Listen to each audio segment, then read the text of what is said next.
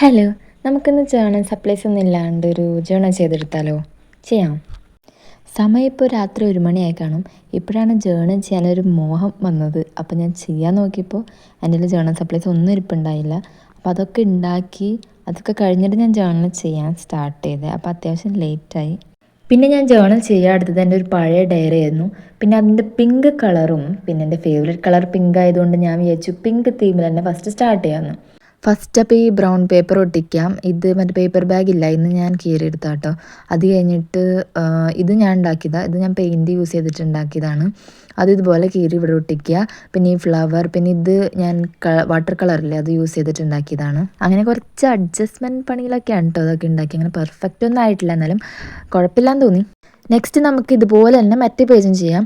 അപ്പോൾ ആദ്യം തന്നെ ഈ ബ്രൗൺ പേപ്പർ ഞാൻ ഈ കോർണറിൽ ഒട്ടിച്ചു. പിന്നെ ഇത് ഞാൻ കുറച്ച് ഷേപ്പ് മാറ്റി ഒരു റെക്റ്റാങ്കിൾ ഷേപ്പിലാണ് കേട്ടോ എടുത്തത്. പിന്നെ താഴെ ഗ്യാപ്പിലൊക്കെ ഇതുപോലെ കളർ പേപ്പേഴ്സും പിന്നെ ബാക്കി സംഭവമൊക്കെ ഒട്ടിക്കുക. പിന്നെ ഇപ്പുറത്തെ ഒരു ഹാർട്ട് ഒട്ടിക്കാൻ മറന്നു, അപ്പോൾ അതും ഒട്ടിച്ചു.